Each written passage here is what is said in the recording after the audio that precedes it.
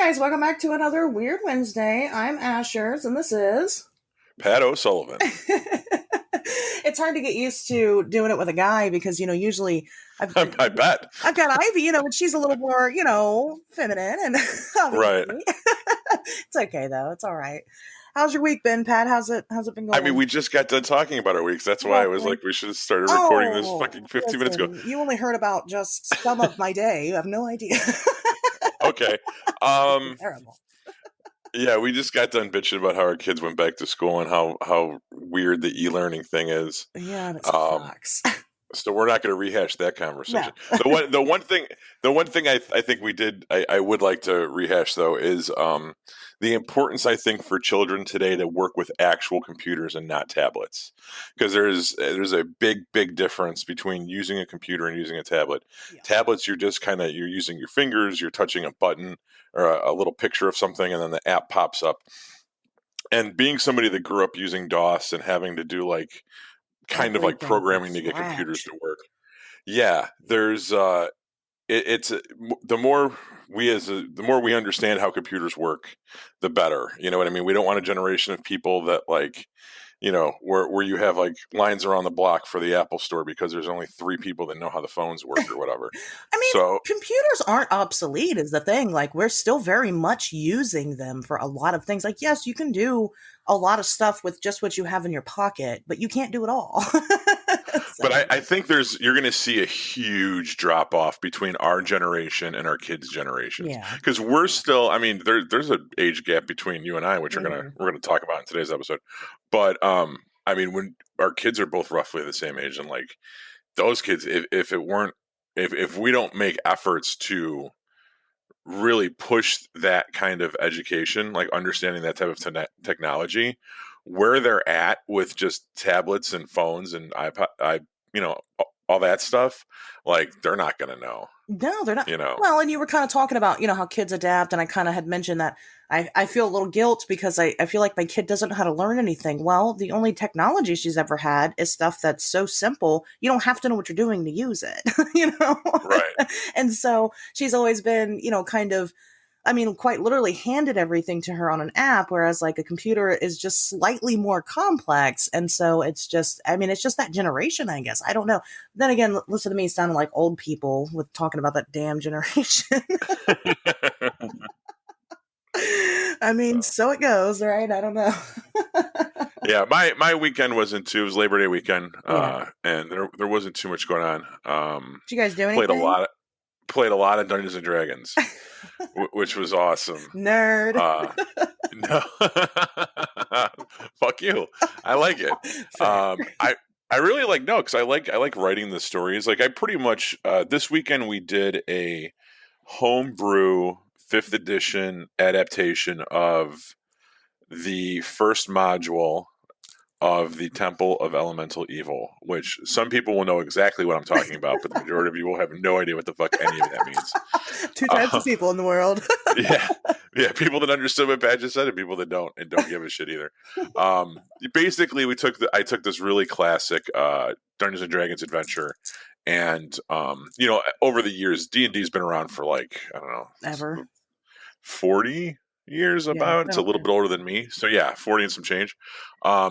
And there's been different editions, right? And each edition had different adventures that were written and released for it. And because the rules change from edition to edition, an adventure that was written for first edition Dungeons and Dragons won't automatically plug into people using 5th edition rules.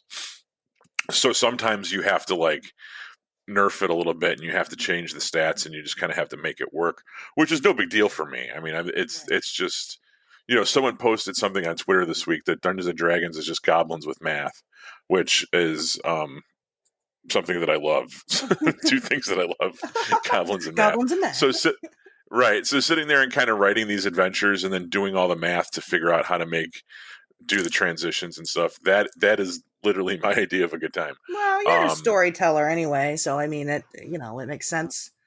Exactly. Well, that's why you see this huge. It's D&D has become so fucking popular now, and it's because all these actors are coming forward to talk about how they used to be D&D nerds. It's not uncool anymore.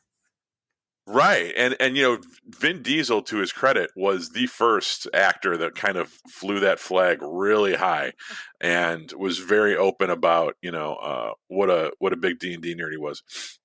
And then there's been a couple others over the years, and now like you go to conventions, and like the one that I was supposed to go to this March, I was actually supposed to be running a game there.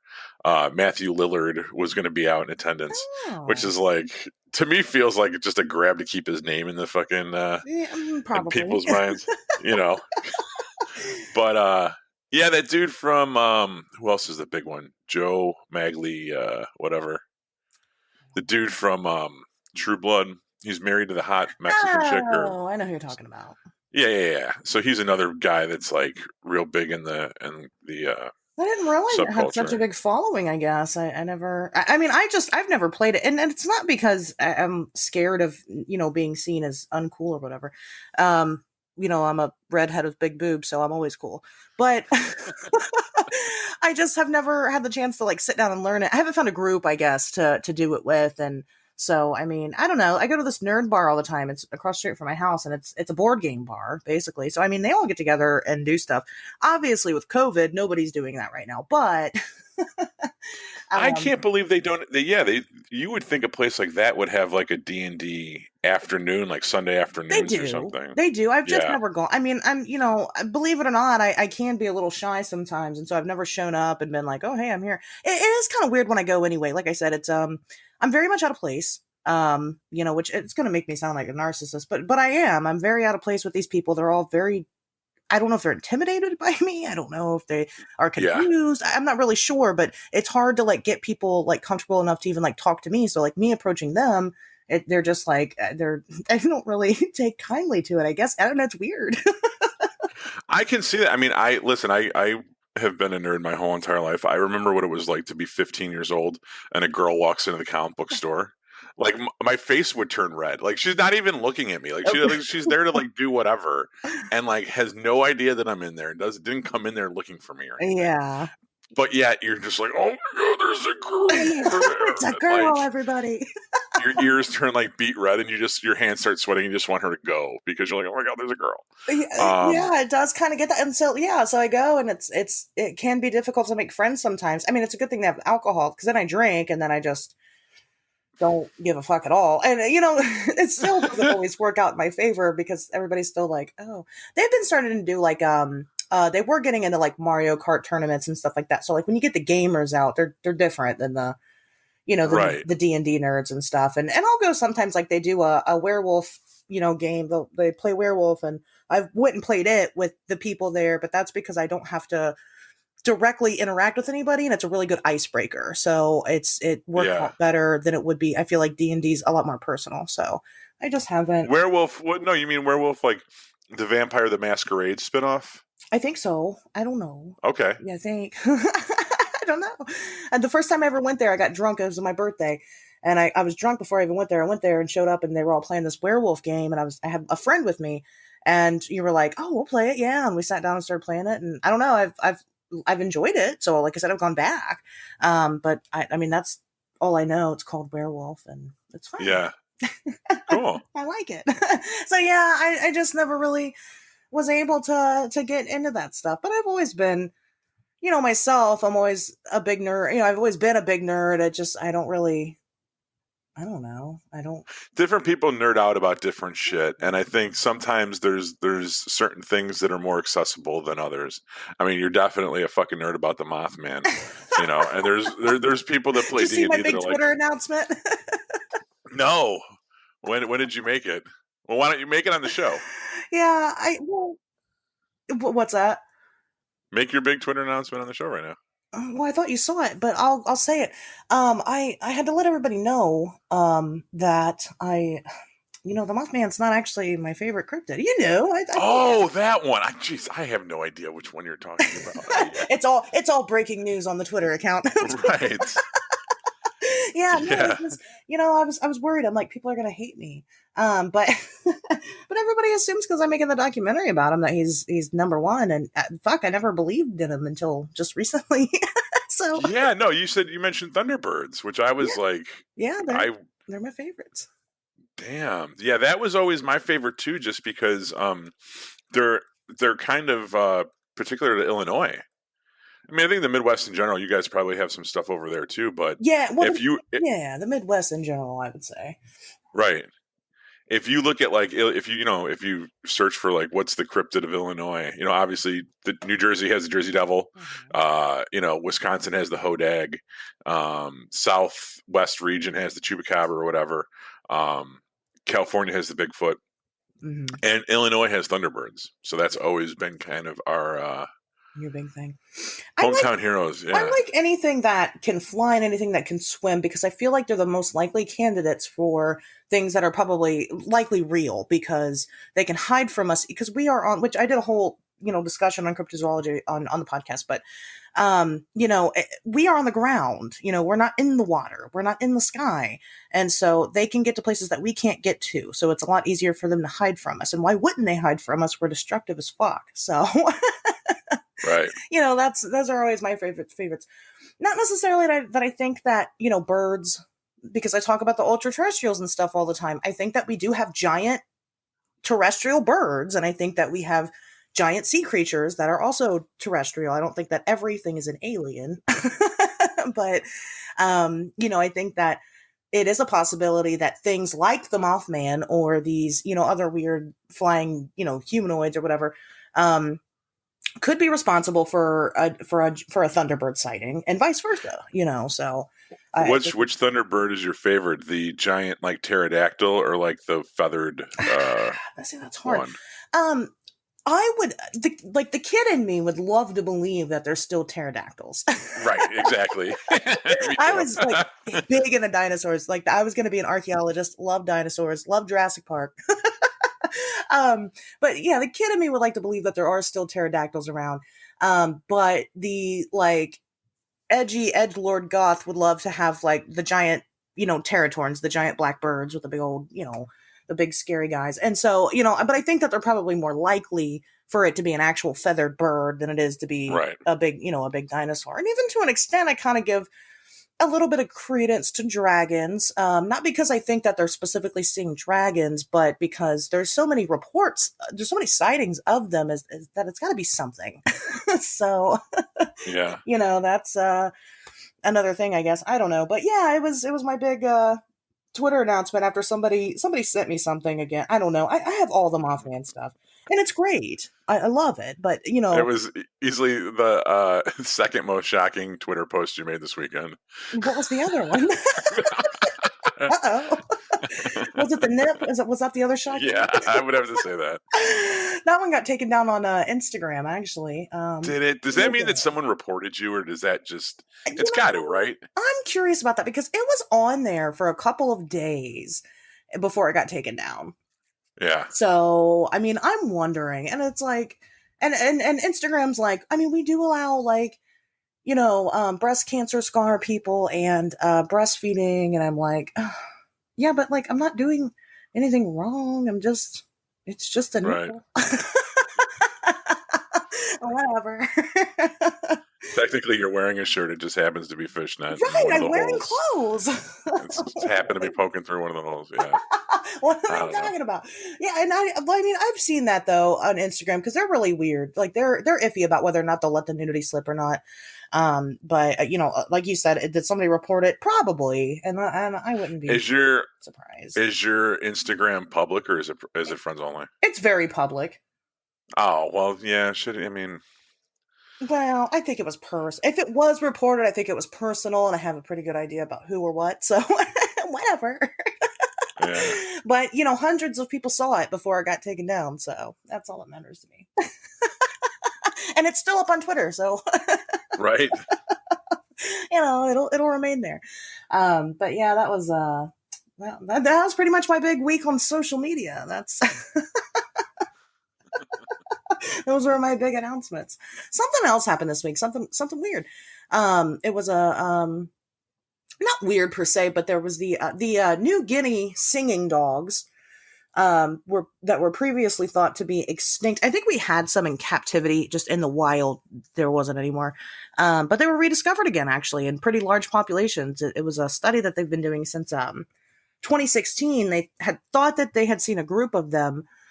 And so they put trail cams and stuff out to catch these dogs, these wild dogs. And after seeing them a couple times, they were somehow able to like take DNA samples and like confirm that that's what they were seeing. So, um, cryptozoology isn't all about Bigfoot and Thunderbirds. Sometimes it's just about New Guinea singing dogs. Right. Because technically, there were sightings of it and we considered it extinct, and therefore, we found out it wasn't. So I mean, that's technically a cryptozoological discovery. So that was, I think that's pretty cool, and I think that that's a reminder to people, like I said, to recognize that cryptozoology isn't just mythical studies. It's much more. I mean, it's very scientific. It's very much a science. So Right. I thought that that was a cool share. And then the National Center for the National UFO Reporting Center said that 2020 so far, UFO reporting, UFO sightings are up by like 50% or something crazy like that. Wow. Yeah, yeah. And that was like a big debate in the beginning of the lockdown, was whether or not it would go up. And, some people are like, no, probably not. I mean, but, obviously 50% so far into the year, 9 months into the year, that's a lot. So, Yeah, you would think that with more people inside, you're not going to see as much stuff outside. But I mean, maybe that's going to create more cranks because you're going to have more people just bored as shit. And well, I mean, just because we were all on lockdown, we weren't necessarily ordered to just stay inside.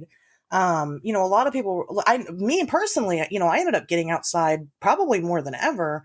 And there's this hiking trail that's by my home, and it's tame. I like to take my 8-year-old because it's easy for her. And gosh, we went the one day and you basically had to walk it in a single file line. I've never seen so many people outside before. yeah, And yeah, that is true. That is true. I've noticed that driving downtown is that because you have so many people working from home or just not yeah. working at all, Hmm. that the beach fronts and the jogging paths along Lake Michigan are way fuller than they've ever been in the Well, past. and everybody, and literally everybody and their dog is out walking, like in You're all right. the You're neighborhoods, right. and So that so does make sense. The increase does make sense because you do have more people out and about during the day. it does. But you do have to wonder how many of those are like legitimate reports, or if they're just people that are bored and they're just making it up. Yeah. You always have to call that into question. But then again, like some people don't, they're not familiar with aerial activity. So I mean, gosh, they're probably just seeing airplanes and they're like, oh, it's lights in the sky. That Right. that happens. That happens a lot. But there are also, I mean, there's a lot of UFO reports that go unreported. I mean, or sightings that go unreported. So because we talked about it before, who do you call when that happens? A lot of people don't even know. So Right. but I thought that was interesting. Speaking of aerial phenomenon, I think this would be kind of a cool way to kind of get into the topic of what we're talking about, because it's kind of involves the military. So I live by Wright-Patterson Air Force Base, which Okay. has all kinds of crazy lore behind it. Supposedly that's where the Roswell bodies are and whatnot. Mhm. Lately there's been like a lot of military helicopters out and about, and I don't know what's going on. It's been crazy, and like I probably live probably about 15 minutes away from the base itself. So it's not like it's in my, it's on my back porch or anything. But like there are military helicopters everywhere lately. And I don't really, I don't really know why. Um, I don't know if I should like try to look into this more. I feel like I've kind of pushed their buttons because I'm always looking, I'm always trying to look into like different things on them because I am so close and I'm able to contact civilian workers easier, and sometimes they'll tell you some shit. Mhm. I probably shouldn't say that on the podcast. Have the men in black at my door tomorrow morning when I wake up. But I found that very odd. The only other time that I had seen so much activity um happened to be 19 years ago, almost to the date. And, that was when, our topic today is when 9/11 happened. Other than that, I mean, it's usually pretty quiet. Sure, we get airplanes and stuff, and, you'll get the fighter jets and things, and you'll get them like doing test runs and stuff like that. Usually they tell us when they're going to do stuff like that. Right. Uh, That information, I see that a lot on like the neighbor apps or like on Facebook or even Twitter where someone will be like, Oh my God, I saw, there's low flying unmarked helicopters, and then somebody will say, yeah, but they're running urban pacification drills Right. from Great Lakes Naval Base. You know what I mean? Like it's not going to get covered on the 5 o'clock news necessarily, but that information is out there for people to find. And usually, when one person freaks out about it or says something, You get more people talking about it. right, then there's usually a conversation, and like if it's there, if it's in a press release somewhere, it'll get dug up, and Yeah, you know, I mean, I haven't been able to see anything about it, and usually right, I'm pretty good about, like I said, it's one of my hotspot places that it's usually, I got an eye on the on the place at all times, and I haven't seen anything like that. And I'm like, and at right, first I was like, is it just me? Is it just because I also live right next to a hospital, which is closer to me than the base? Because mostly I've yeah, seen them around my home, and I'm like, oh, it's just care flight, but care flight helicopters are different than military. There's a big difference. And the when I really took note of it, as it being significant, I was outside with another person that like saw the helicopter, and they're like, "Oh shit, that's a military helicopter!" Like, and they react badly.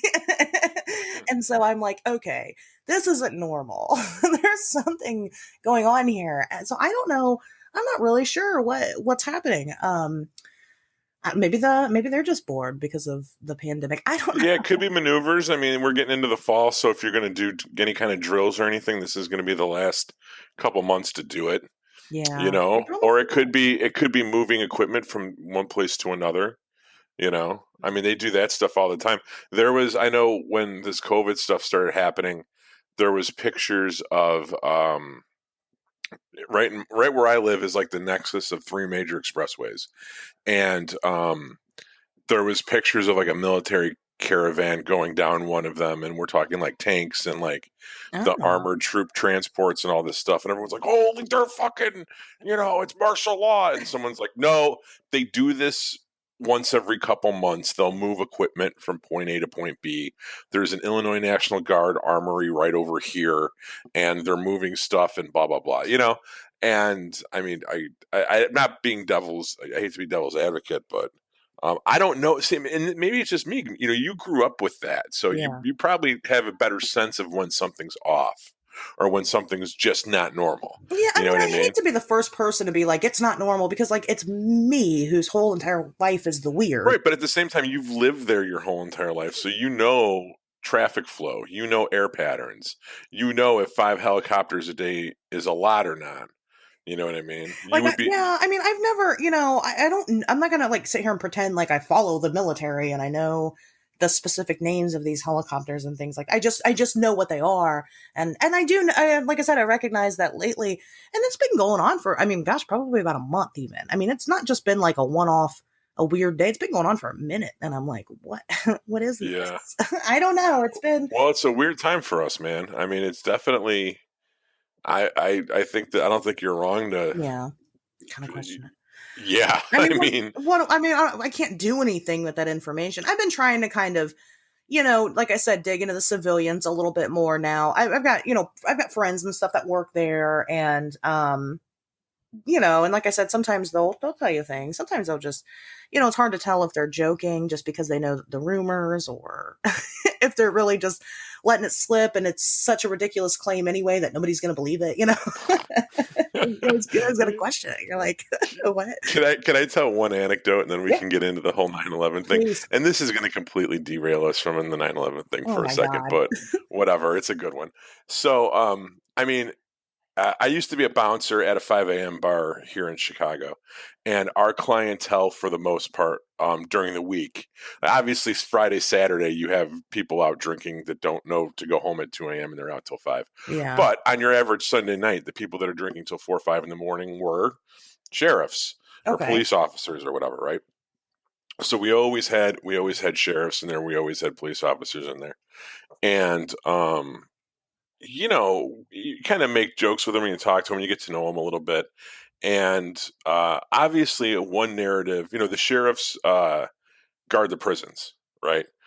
Some are bailiffs in courthouses, and some, do other things like they serve, eviction notices or whatever. But like for the most part, if you're a sheriff, you're going to get stationed to a jail or something. And as probably most people know, one of the biggest jokes about going to jail is that if you're a man and you go to jail, there's a high likelihood that you'll be sexually assaulted, right? Right. And we would sit there and we get to know these guys, right? And you drink with them, and you would talk about stuff, and you bring that up, and they'd always be like, "That's a bunch of bullshit. You just see that in the movies. That's just something cops say to scare you. Nobody gets raped in jail. Doesn't fucking happen, right?" Okay. And this was something that, like, kind of, the first level of, you know, I'd say, like, culture, or perception, right, is that this stuff happens all the time. Second level, if you have friends or people that are police officers or sheriffs, they'll tell you, no, no, no, it doesn't fucking happen, right? Well, one night, a guy that was like, I had known in grammar school. He was the first drummer that I ever played with. And me and this kid were pretty good friends in grammar school. And then we kind of just went our separate ways in high school and college. And he comes in the bar and we're talking, and it turns out he's a Cook County sheriff. And we're talking, and I'm like, "So do you ever see a lot of crazy shit in jail, like, being a guard?" He's like, "Oh my God, all the fucking time." And I'm like, "Really?" And he goes, "Dude, it's people getting raped left and right." And I'm like, "Get the fuck out of here. Are you serious?" He goes, "You have no idea." And I'm like, "Because these guys over here, they're in here drinking every night. They say that that's all true. It's wives' tales. It's urban legends." He goes, it's not an urban legend, dude." He goes, "There was a guy that was in jail, he got arrested on a Thursday night for a DUI, wound up in county, was supposed to be released Friday by the end of the day, didn't for some reason, got left in jail overnight, was unaccounted. Nobody knew he was there till Monday morning. And when they found this dude, he had all his teeth knocked out and he'd been passed around all fucking weekend long." Oh. And I'm like, "Are you fucking serious?" And he's like, "Yeah, this guy was like a lawyer from Naperville. We're probably, Oh, wow. shit's gonna hit the fan. It'll be all over the news in a couple minutes," and all this stuff. And I'm like, "Oh my fucking God." So it goes down to like what you said about, like, you don't know whether or not Yeah. sometimes these people tell you things, you don't know to believe it. It's like, well, who do I believe? Do I believe everything you see in movies that says one thing? Do I believe like all of the guys that came into the bar that told me something completely different? Yeah. Or do I believe the one dude that I used to be in a band with that was like, "No, no, no, dude." And yeah, that is rough. I You're don't know. just like, I don't know who to believe at this point. And it's hard, yeah. It's like, man, because again, those things are so ridiculous that like nobody could just fucking make up a story like that. It's just that doesn't just like come to your mind on a whim. Sitting there talking to you, drinking at the bar. Like usually, stuff like that. It's so ridiculous and so involved that it almost has to be true. Well, first of all, like, somebody wrote Star Wars. Like, people come up with shit, They do, So sure. this is number one. Number two, I just realized in relating this anecdote that it totally makes me seem like I'm asking every sheriff that walks in the bar if he's ever seen anyone get raped before. And I'm telling you right now, that's not the case. Don't like that. We all know. It's not the topic of conversation. Did It you just, used just to seems watch like a lot of Oz? I'm sitting there. Yeah, you ever seen anyone get shit in their mouth? Uh, no, I did. I didn't watch a lot of Oz because of that.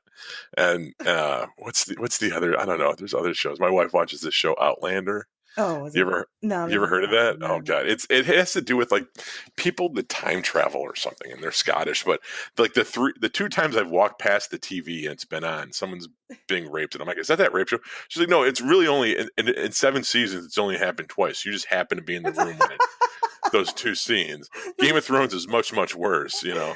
Just only happens. Now, my dad is a career criminal, and he will tell you any day he would much rather be in prison than he would in jail. Now, in jail, you really don't get raped and stuff. But the thing about being in jail and how it's miserable is because you're pretty much isolated. You're almost by yourself the entire time.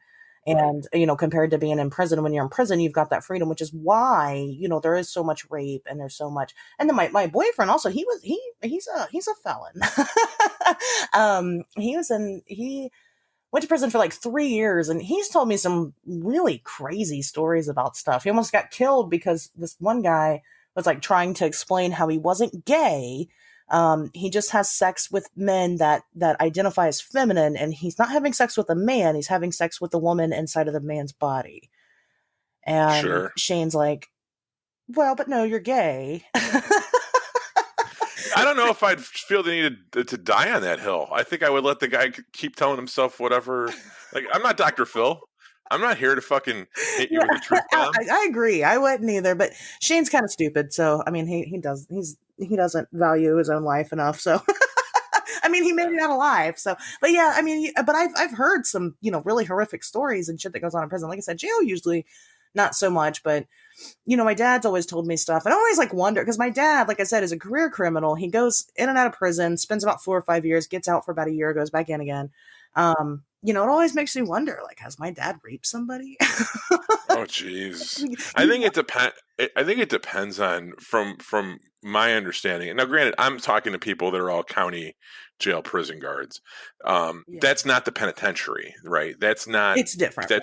That's people that it's a holding. It's a much bigger holding cell Right. than And I guess if you can you be sentenced to county? You If I can. don't know. I Yeah, don't know how that works. I'm you not. can. I've been to jail but never prison. But like, yeah, I think if when you talk to penitentiary guards, that's different Yeah, because those are that's where you get the lifers, or that's where you get the people that know they're going to be there for 15 years.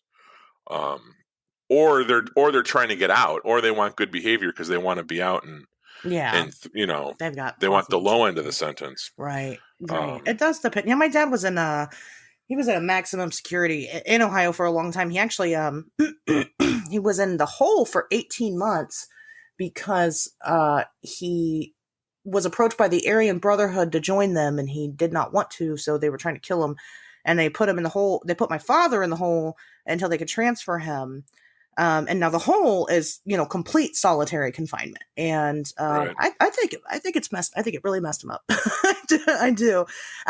Granted, he was never a great person before that, but if when you're by yourself for a year and a half with nothing but your thoughts, that's pretty. I think you get like one book once a week or something like that, and then that's it. You have no recreation whatsoever. In prisons, usually they have a lot of stuff. Fuck, there's prisoners nowadays with cell phones, and it's like Right. they got all this, recreation and all this stuff, and they get TVs and all kinds of things. But yeah, when you're in the hole, you got nothing. I don't know. It is. I mean, the different facilities, because then you've got like the maximum security and the minimum security, and you got the ones that are mid grade.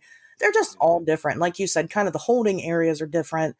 There's like a transfer. There's like a transfer prison. I know here they call it CRC. I don't know if it's that way in other states, but you're not there. You're there very, temporarily, and then you're moved to your actual prison. And Mm, I mean, and then you've got jail, and then you've just got, holding in jail. And so I mean, there's different mhm. areas. So obviously, people are going to know what they work.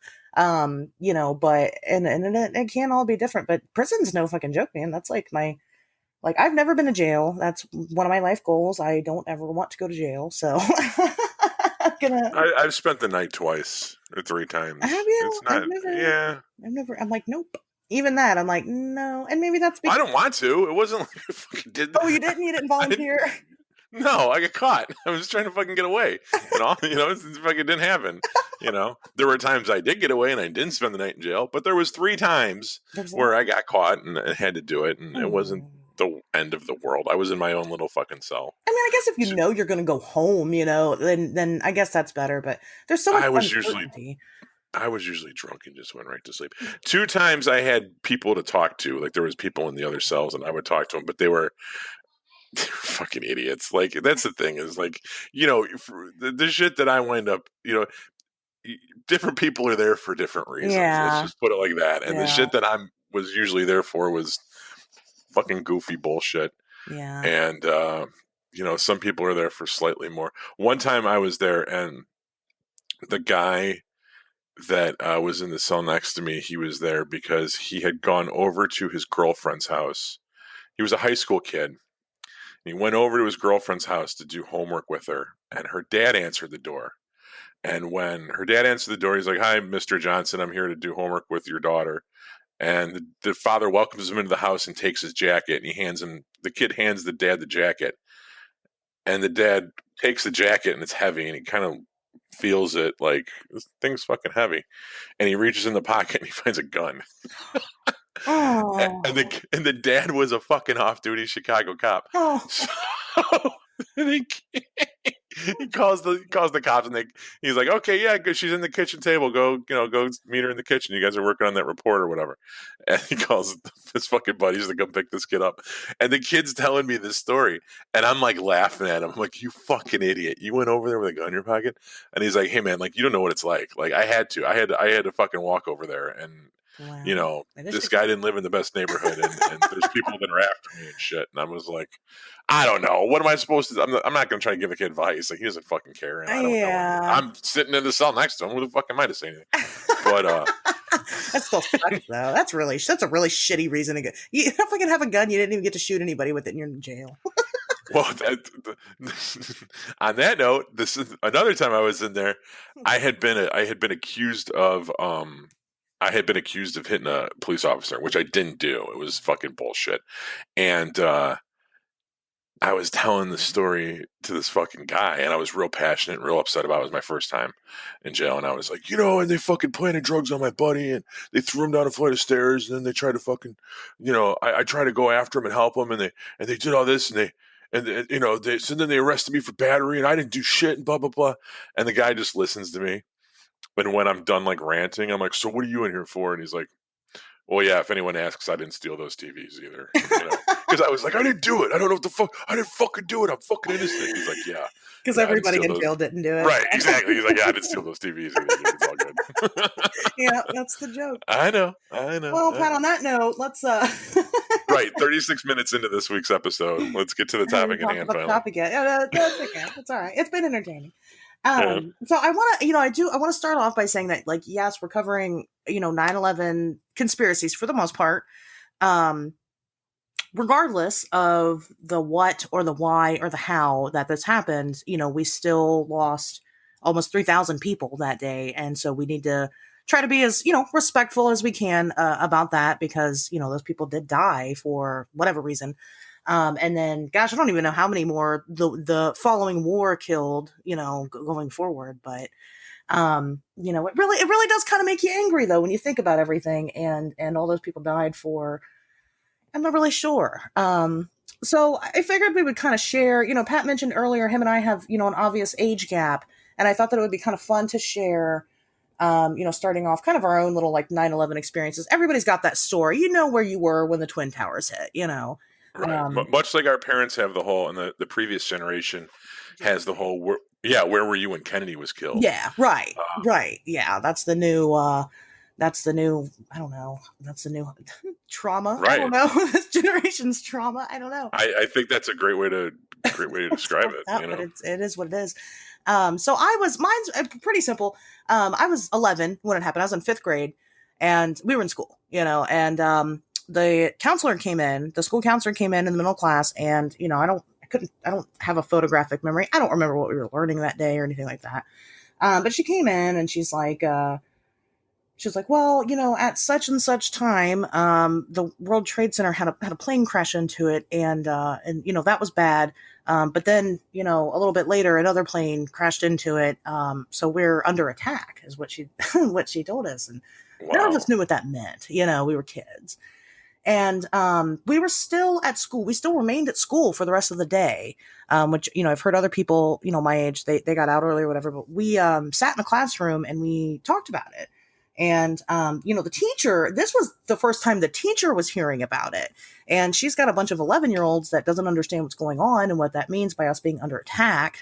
And she's trying to kind of explain it to us and, what is really going on. So I go home and, of course, the rest of the day, everybody's, glued to their TVs, watching the news and figuring it out. And I don't remember much of like the actual details. I went out with my friends.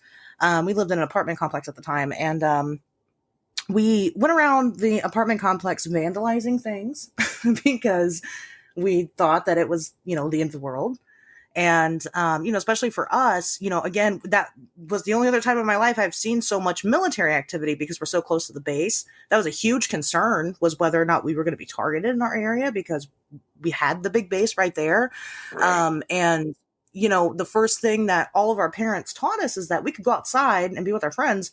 But if something were to happen, we need to like immediately duck under cars or, We Hey, were like, can you repeat that last sentence? It lagged or something oh, for a like second. my shitty Wi-Fi. Um, No, no. So your parents always taught you what? they were teaching us how to, like, if something were to happen, or we thought like a plane was coming or a bomb was coming, we needed to duck underneath cars and, jump into ditches. And And they taught this was like part of what they taught you prior to nine no, eleven. that Like, day, like okay, all right, yeah. we got like, bomb drill training in like less than an hour.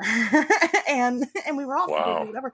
And but after that it was different. Things were different. Everybody was super nice to each other. It was a very they were. Everybody was super No, nice. you're 100% right. I forgot about that. I Remember those completely fucking fucking forgot about that. Yeah. everything was about, like, love your neighbor and let's treat each other better and let's be good people. It was fucking great. It really was. It really was an Yeah. awesome time Oh for god. us at that time. But yeah, I mean, like I said, I really didn't understand it.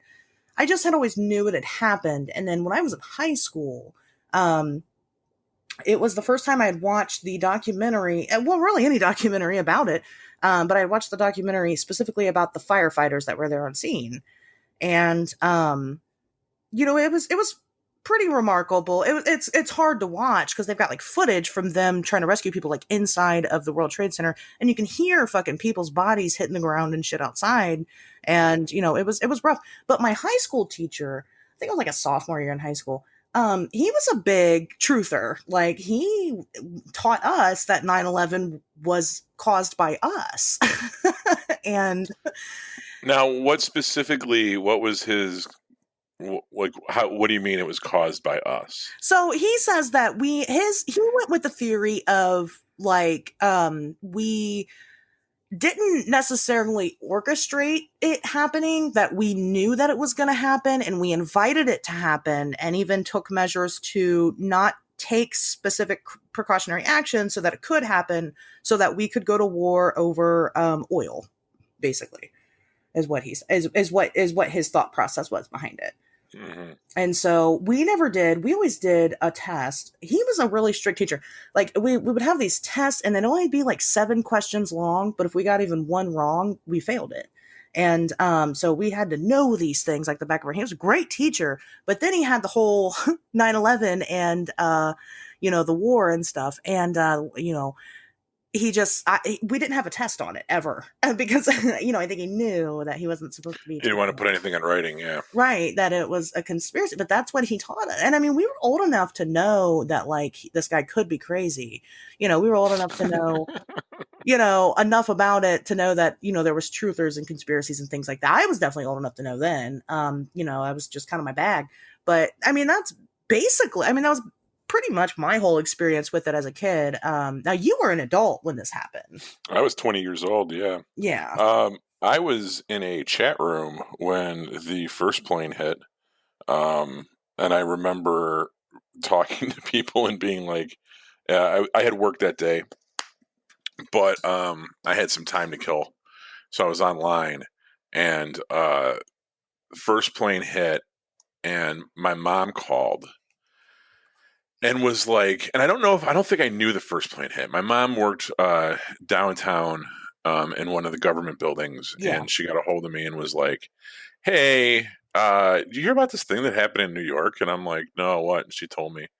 And I was like, oh, okay. Because And nobody she's like, really knew at that right. time. Well, the news reports, like, if you're not there, you're in Chicago, you're hearing it on the news, and you're like, a plane hit, and you don't know if it's like a Cessna or something. Like, you're just like, well, Right. that's weird. Freak But accident, then whatever. it's 15 minutes later when the second plane hit. That's when people realized there was something going on. And or there was no way to kind of hide that there. Maybe after the first one hit, maybe the government knew. They're like, okay, this was a passenger jet. It had been hijacked. There had been an SOS signal. I don't know, but when that second one hit, it was now the story suddenly became there's something terribly, terribly fucking wrong here. Right. And the second plane hit, and I had the TV on when that happened, and I just remember like people dropping out of the chat room and everyone being like, "Oh fuck!" And like you saw 47 people, and you see the number just go down, and someone goes, "This has got to be a Right. joke or something." And my mom called and was like, "Don't worry, but I'm coming home. They're evacuating the building." Now I worked downtown at the time, and I worked 11 a.m. to 7 p.m. Okay. So I was getting ready to go to work. So I'm like, kind of like, well, this is fucking weird. I don't know what to do. I'm just going to keep going about my routine. Sure. And I went and I picked up my buddy who was going to school downtown at the time. And me and him, I drove to the train station together. And I pick him up, and he's wearing a cowboy hat and this American flag t shirt. Oh. And he's like, "Did you hear about this shit?" And I'm like, I just see him and I start laughing. I'm like, "Yeah." He goes, "Man, we're going to fucking war." And I'm like, "Is that what you think this is?" And he goes, "Oh, it was fucking." And yeah, I mean, he kind of. I'm not going to repeat what he said, but he knew what the deal was, Yeah. and but as every minute, like more and more info was coming out. So we go to the train station. The train station was in a residential area, and it was a metro train, which is not a CTA train. Right. And I don't know how I can accurately describe this if you don't live in Chicago, but metro trains are very nice and they run through residential areas. And we're standing on one side of the train tracks waiting to get picked up, and on the other side, kind of maybe I don't know, 100 yards away is like somebody's backyard, right? It's like a block, like a residential block, and this guy kind of comes out of his house and he walks to his fence and he's like, "Hey," he goes, "I wouldn't go downtown if I were you, because there's a bunch of us sitting on the train platform waiting to take the train downtown." And he's like, "They're evacuating downtown." He's like, "Don't go down." Okay. And we look around and like everybody, like some people start to walk back to their cars, and people, like, cell phones weren't really a thing then, like they kind of Right. were but not really. And so everyone's just kind of doesn't know what to do next. And me and my buddy like look at each other and we're like, well, fuck it, we're already here, let's see what happens, right? So we get on the train and we go downtown. No idea what's happening. We're all talking. Everyone on the train's talking and like, "Did you hear this?" And I heard that. And what do you think's going to happen? Or, do you think they'll go after the Sears Tower, right? Because that's like a big landmark and shit. And we get downtown and we get off the train, and there's basically the entire city being evacuated back onto the trains to head south. So we fight through the crowd at this point, still thinking that we're going to go to work and he's going to go to school or whatever, Yeah. and are just kind of like, what the fuck? And we walk out of LaSalle Street Station and we walk over probably down to like LaSalle and Van Buren. There's an intersection, and you see all these people coming through, and we keep walking and we go up like about a block and it's like empty, right? Which is weird because you have all these people back here and they're all getting on the train, but like we're off in this other direction, like just kitty corner block, and it's empty. And then like like in the distance, you see like a squad car shoot by with its sirens on, and like, and it just goes by, like, Yeah. and we're looking around and we're like, what the fuck? And he goes, "I don't think I have school today," because he was in school downtown, and I'm like, "I don't think I'm going to have work." Yeah. And we kind of look at each other and we start walking back. And now there's like this huge throng of people trying to get back on the trains. And we're like, if we had come to this realization 5 minutes ago, we would have just stayed on the train we were on and we would have been on our way home already. So now we're in this huge mass of people that are trying to be evacuated, and we're in the back of the fucking line. So we're just kind of like, everyone's saying, "Oh, I heard this," and we're getting new information, and you're talking to people. We run into my buddy's cousin, Arnie Bernstein, who's a writer. Check out his books. He's a nonfiction writer. And he was probably teaching at Columbia, and he saw us, and he kind of hung out with us he lived on the South Side with us. So he kind of sat with us, and it was nice to have like an adult. He was my friend's cousin, and he was probably about 10 years older than me at the time. He was probably in his early 30s. And he kind of like, it was just nice to have like an adult there. Yeah. Because we You when you're really 20 weren't. years Yeah. when you're 20 years old, it's like you're kind of an adult, but you're still very much kind of a kid. And I couldn't get a hold of anybody. I think I knew my mom was like Yeah. pretty much. It wasn't like I was worried about anyone's safety or anything. But Yeah, and we got back south, and I remember I finally got home and I called into work. And at this point, it was probably like 11:30 or something. And Yeah. my boss was like, "Where are you?" And I'm like, "Dude, I'm at home." And he's like, "What?" And I'm like, "Yeah, I got downtown and they were evacuating, and I figured, fuck it, and I came back." And he's like, "I don't care if they're dropping bombs on the fucking city of Chicago. You come into work for your shift." And I was like, "What?" I'm like, Every "Are you minimum fuck?" wage job ever. Well, here's the thing. It wasn't really a minimum wage job. I kind of had a pretty good job. Um, That's even worse. yeah, and he was and it's kind of the type of job where somebody has to be there 24/7. Yeah. And I wasn't necessarily required personnel at the time. Okay. But he was trying to teach me responsibility. Spoiler alert, I ended up going into work the next day getting yelled at and then quitting on the spot because I was like, fuck this, you know, Yeah. because, and then going back to school and then having, 5 years of adventures before I finally went back to continue on doing what I was already doing at the age of 20. Um, yeah, I walked away from this job and was like, fuck it, went back to school and did all this kind of stuff. And then, got older and realized that I needed a grown up job and went back to the one that I had pre 9/11. Yeah. So, I mean, so kind of just like skipping ahead when you talk about like how it affected. So Later. that's like Right. the nuts and bolts of what happened. I remember that night we got a case of beer and sat in someone's backyard and Bush had an address on the radio Hmm. and we listened to and it was September so it was kind of nice outside and we sat there and we drank a case of probably like Bud Light or something and listened to him talk about what was going to happen next and just like we're like holy shit.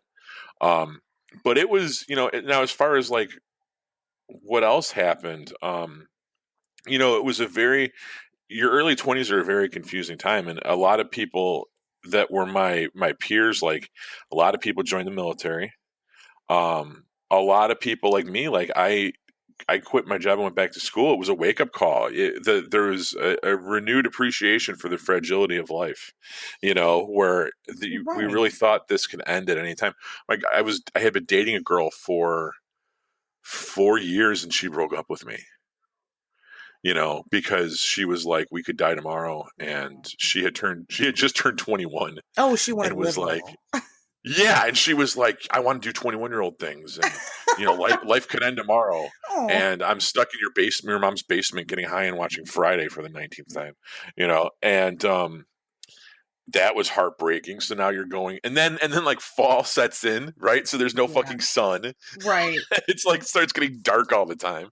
And it was like a very, it's funny because you mentioned that everyone was nicer to each other, but we almost had to be because there was this fucking immense melancholy where Yeah. like you were just like it was the fall, there was a lack of sunlight, we didn't know what was happening next. We knew we were going to war. Right. We didn't know there was suddenly this no one I mean I never would even consider being apprehensive about middle people of Middle Eastern descent. I would Right. have never even thought to. I didn't know any racial prejudice against um, Muslim people or anything like that. Palestinians, nothing. You know what I mean? Like nothing. If anything, they were just kind of a joke, like a poo on The Simpsons or something. You know what I mean? Like there was no malice. There was no, and Right. suddenly there's this. Now we don't like these people, and and they're seen as Yeah. being militant and like all this stuff, and like it was scary. And as far as the conspiracy aspect of it, you know, I don't know when that started to kick in. Yeah, I'm I don't. I curious about that because, like I said, for me, it's just kind of something that I always kind of grew up. I mean, it wasn't just my teacher. That wasn't the first, again, that wasn't the first time I'd ever heard that. It was just kind of common knowledge that, we knew or we caused it or something, there was always something to it. well, so Bush being elected in and of itself was kind of hinky because even though there are kind of these political families throughout American history, you have like the Kennedys and you have the Roosevelts. The Bush family wasn't exactly the first time that you saw an entire family get involved in politics, but it Right. was the kind of the Right. first time for us. and it was definitely the first time that it was Republican as far as I would say your average person knew, right? Right. The Kennedys It obviously in the wasn't like '60s. the internet to spread, conspiracy theories and stuff was just kind of a word of mouth thing, or maybe you read it in a book somewhere. I mean, there was internet then. It was starting to get big, but it's not like it is, today where, if you had a terrorist attack happen in an hour, you could Google about it and learn about it. And, it wasn't like Well, that. yeah, and George Bush one was already kind of a shady character because of the fact that he used to be the director of the CIA and all the Iran Contra shit that happened in the '80s Yeah. and when he was a vice president with Reagan. So he was already viewed with a certain amount of um I don't know, like just he was already kind of a shady character, and the fact that his kid now was president, and I think that the election was a little bit hinky too, where like Yeah. Gore might have gotten the popular vote but didn't get the electoral vote. Hmm. Like that it's so crazy to me that people still bitch about this, the electoral college like versus popular vote. Because we bitch it happens every fucking time and Every nobody time. changes it. Right. Neither party fucking does anything about it. So for Right. whatever reason, this electoral college thing is still in place. It's in place for a reason. Because there's been plenty of there since fucking 2000 they've been crying to change it, and it's been 20 years and they haven't done it. Guess what? They're not gonna fucking do it. Yeah. Right. So whatever reason that thing's there for a reason. It ain't going nowhere. Um, but yeah, so it was already kind of there was a decent amount of kind of like distrust of Bush, and then this happened, and we were just kind of like, oh shit, like it was inevitable. Like you just kind of knew what was going to happen Yeah. next. Like we were going to go back into Iraq. We were going to go back after Saddam Hussein, and most people weren't very up to date with that region and the fucking politics of it, so we didn't really fucking know. Um, but we Well, and just just I like, not to mention, like, just like the situation itself, the fact that we were attacked, like war and stuff happens. We were aware of it. I mean, gosh, we had just come off of, Vietnam 20 years earlier, I don't even think it was that long. And, the last time we were attacked on our land was what, Pearl Harbor? Right. Well, no, I mean, so Vietnam this happened in 2000. So Right. Vietnam kind of ended in the mid 70s. So it had been about 25 years. Oh, okay. I thought it was And, 80s. I'm not a big but history person, so. but it was crazy because I remember at one point shortly after 9/11, my mom coming to me and saying, have you thought about enlisting at all? And me being like, of course not. Like, what are you Right. talking about? And her being, because my dad had been a Vietnam vet, and a lot of her friends had been Vietnam vets, and Yeah. Vietnam was kind of the first time that you started hearing people talk about PTSD Yeah. and the concept of these unjust wars. And it Right. wasn't World War II. You know what I mean? We were fighting for economic reasons, and Right. it was a lot more stickier of a situation than just you know putting an end to the concentration camps or getting revenge for Pearl Harbor. Right. Stopping Hitler's spread across Everywhere. Europe. Yeah. Right. So like Right. so Vietnam was something completely different, and the generation above me, my parents, my mom was very anti-war, and even the people her generation, the guys her generation that had served came back and were very anti-war. Yeah. So the idea that now 9/11 happened and now we're going to go to war, and it's like, well, but wait a minute, like I was taught my whole entire life that like you Not don't to do do that. that. Yeah. Yeah. But it was different now because like you said, there was an attack on U.S. soil, which was very unprecedented. My mom had Right. never seen that. It Right. eclipsed even her generation, Exactly. right? It went back to my grandparents' generation, or that remember Pearl Harbor. Right. Um, so yeah, there was definitely the world got a lot smaller, and there, when you see an attack on U.S. soil like that, you sort of feel like you almost have to. There's an even more of motivation to pick up arms because you don't know when the next attack on U.S. soil could come. Right. Well, right, because then yeah, everybody feels like they're at risk. I'll say that America has never been more American than it was for the first year, I think, after 9/11 happened. We were so full Right. of patriotism and gusto and being number one, and we never really saw that. I don't remember anyway people being that patriotic pre 9/11. I don't know if it was different, but I don't Well, remember that. well, there like country music always existed, but there was Oh no wow. courtesy of the red, white, and blue. Um, Fair. that was released May 27th, 2002, and I gotta say this: that fucking drummer that was on the train with me that day. We were in a band at the time called Dead by 30. And I remember the next band practice, me going in and saying, guys, we got to write a 9/11 song. And they're like, what? I've been working on this. It's called Let's Roll. And it's, because the tape had come out with them saying, that the last thing the guy said on the phone, let's roll, before United 93 went down or whatever. Yeah. And it was kind of like this buzzword about like patriotism and Yeah. heroism and all this stuff. And I was like, we gotta fucking do this. So we wrote this song called Let's Roll. And I'm like, we need to get this out there. Like, we need to record this. We need to do it. And we were 20-year-old punk rock stoner kids. Like, we wrote it, and we there was a demo of it. We recorded ourselves playing it and stuff, but we never like went into the studio with it. And then, 5 months later, Toby Keith does Courtesy of the Red, White, and Blue, and that's why you know who the fuck Toby Keith is. Because Wait, you could have been the next Toby Keith. You fucked up. I could have. Seriously, look at pictures of Toby Keith prior to 9/11. He's got a fucking perm, and he's wearing like tassels on denim jackets and shit. Okay. And then he reinvented himself as like this redneck tough guy post 9/11 with that song, and fucking made the millions that he's living off of today. Okay. The reason what happens in Mexico stays in Mexico is because of the money that he fucking made. He bankrolls his chips to fucking Cabo with the Courtesy of the Red, White, and Blue money. Well, so anyway, let's get into the actual. I want to talk about the actual attacks here, because that's where a lot of there's a lot in the political world to go back on to kind of support some of these theories. But obviously, it started because with just the general attacks, things weren't like adding up. So we had the two planes, that hit the World Trade Center, and I mean, gosh, it was like an hour and a half that they were, burning or whatever, and they were trying to get people out, and then it collapsed. So, I mean, let's start there. There is I want to make a small mention of this. There is a picture of what people claim to be the Mothman flying around the World Trade Center. Have you seen this picture?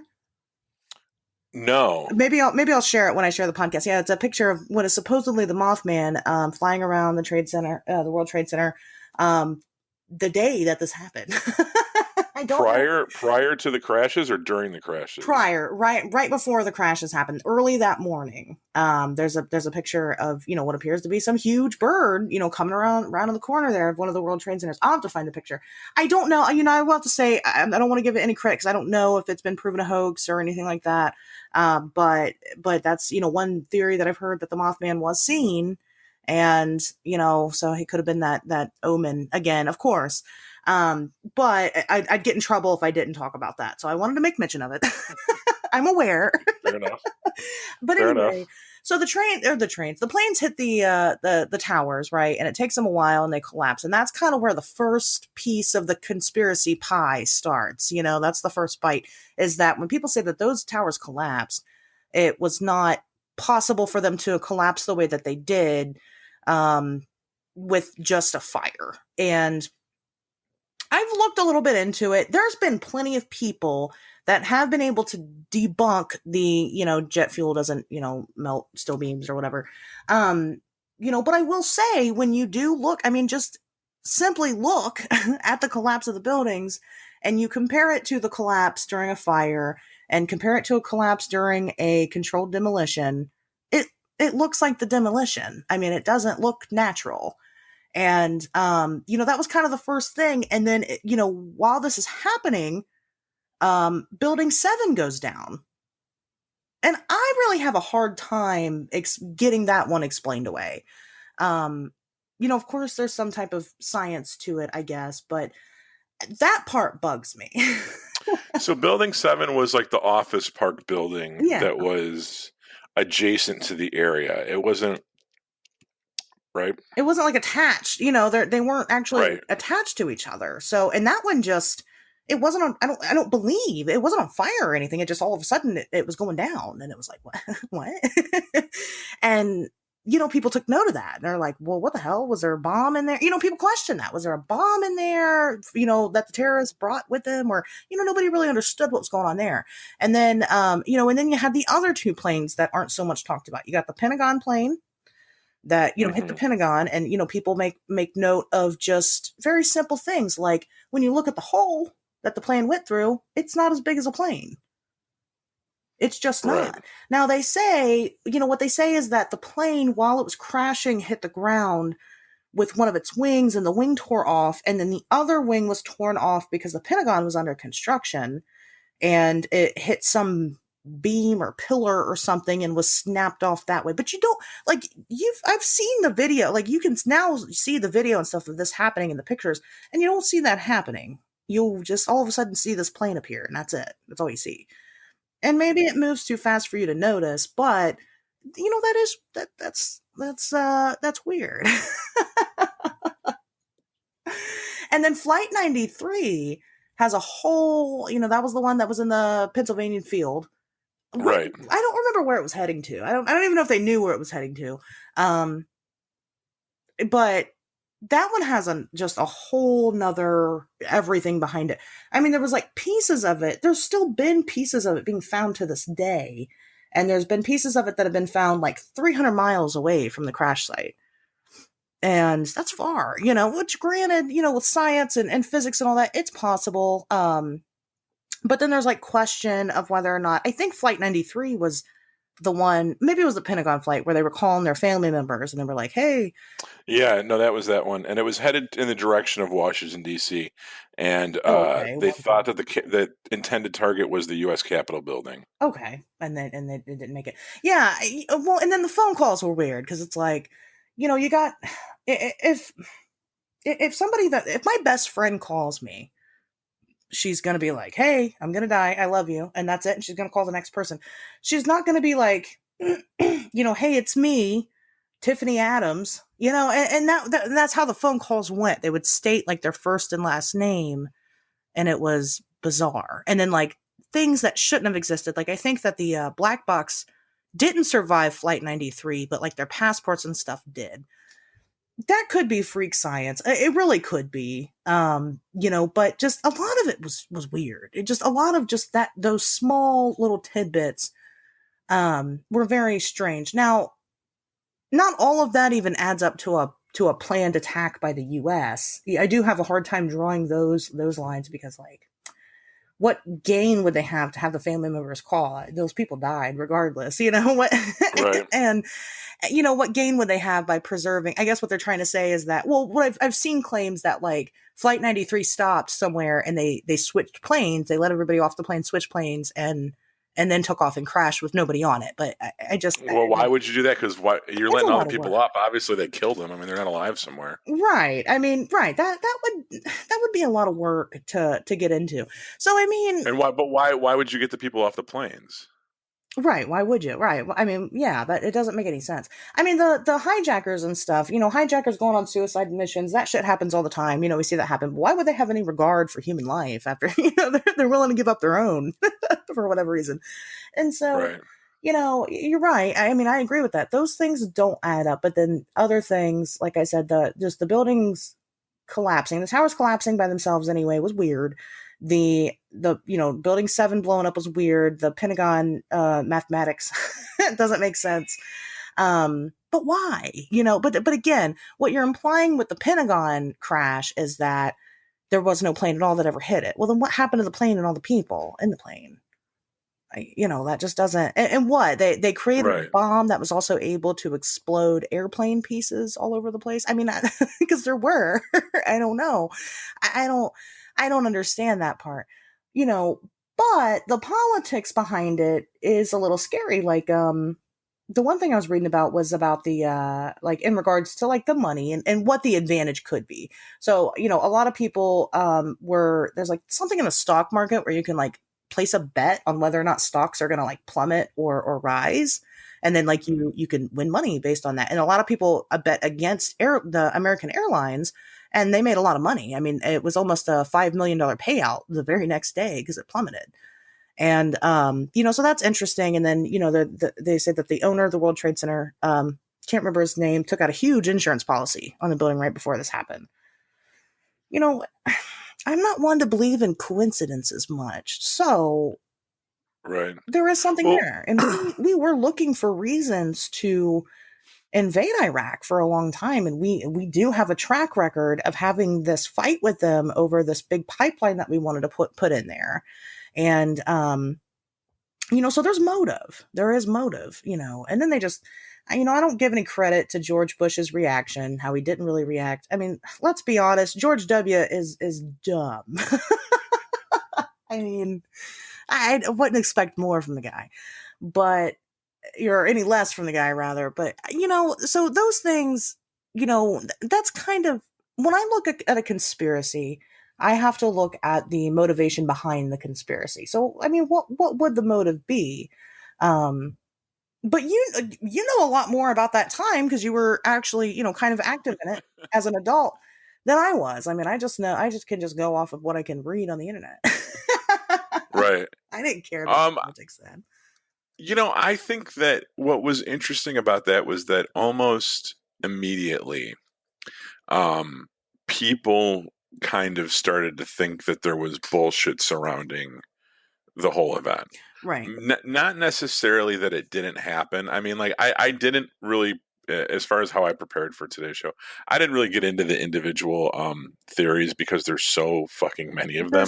There is, yeah. Right. And like the thing is like, I'm not going to sit here and the thing is, I'm not a scientist. Like, I don't know. Same. Like, yeah. I've heard arguments for everything. I've heard arguments that it was a fucking hologram, all this stuff. And, that it was cruise missiles. It was this, it was, there were drone piloted or all this stuff. I don't know, but I know that like when it happened, within a very short period of time, people kind of started to be like bullshit, Yeah. and there was no outrage. There was no, it's one thing to suggest that those people didn't die. Because, like, that the towers collapsed. Like, there's no fucking making that up. Right, they're not like those there people, anymore. right? So those people in those fucking towers They died. did, right. No one's debating that. People want to argue about the plane manifests, and like that's okay. It's not. I don't think anyone takes that too seriously. I don't know. Maybe some people do, but definitely not the same way that like people treat Sandy Hook truthers, right? Oh, People gosh, that think that like those things are like false flag operations. They like try to take our guns, even though I don't see any of that really going on around here. Right, it hasn't happened. Yeah, exactly. Still waiting. Very much not so. So like I don't but what's interesting is I brought up in our show notes the documentary Loose Change, which I haven't seen in years. I'm sure I saw it when it came out. I'm sure I was over at a fucking party at somebody's house on a Wednesday night and we fucking watched Loose Change. That's how I watched Fahrenheit 9/11. Yeah, well, that's another good one too, because that was Michael Moore was an established filmmaker. He had just done Bowling for Columbine. Who knew who the fuck Michael Moore was? And Fahrenheit 9/11 doesn't really suggest that there's too much of it's not suggesting that the attacks didn't happen or that the overall narrative is incorrect or misleading. What Fahrenheit 9/11 kind of does is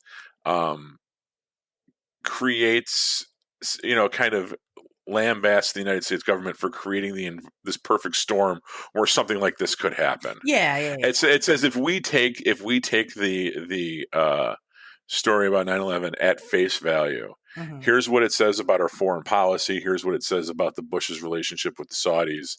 Here's what it says about the way that our relationship and dependency on foreign oil.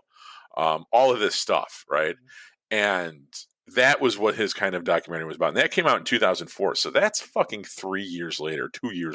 Yeah. And that was hugely popular. And the only reason he didn't win the Oscar for that is because he sacrificed the chance for it to be in the running for the Oscars so that it would air on broadcast TV ahead of the 2004 elections. Right. Because that's how bad he wanted to get Bush out. Right. Right. It obviously didn't work. So like it was interesting to me, like how this was such a huge traumatic event, and yet almost immediately there was kind of this huge swell of public consciousness that was like, fuck Bush. Yeah. and fuck Cheney and fuck this whole regime and this whole war's bullshit and we're going over blah blah blah blah. Even though this traumatic fucking event had happened and we had been attacked, even people were like, yeah, well, that's still the fucking government's fault.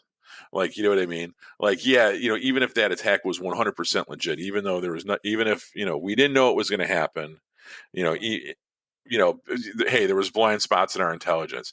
Hey, we were too stupid to fucking read the briefs. Right. Hey, we didn't give these people enough credit.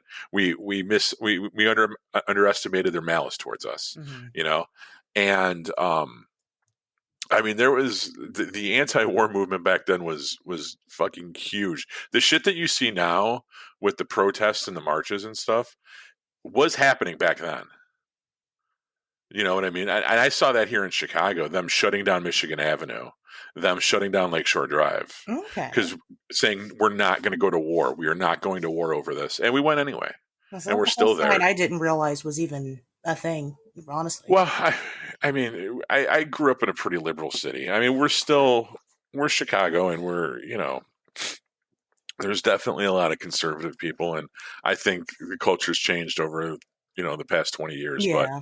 especially back then, there was Rock Against Bush. No Effects did that whole thing where they tried to, the punk vote, you Yeah. know, um, all these things, all these movements, these youth movements to kind of galvanize the youth to vote him out, and it still never happened because then the 2004 election happened, and it was still, you know, electoral college versus popular vote, and fucking Bush won. Yeah, the You know, 2004 the 2004 election was the first one that I really paid attention to. Gosh, I was young. I mean, I was 13, so I of course I didn't really know exactly, what was going on. All I knew was that every fucking person hated Bush. but Like, apparently not because he won the right. fucking Because he election. still won. He got a second term. And just everybody was so shocked about it, and it was just such a big. I mean, kind of. I mean, I can't even compare it to the 2016 election because I remember, where people crying and stuff because Trump got elected. I remember the Bush thing being a lot bigger than that. I mean, people were very upset. People are like, "This is obviously rigged." Right. Well, that's the thing. I don't think anyone really thought that Trump was rigged.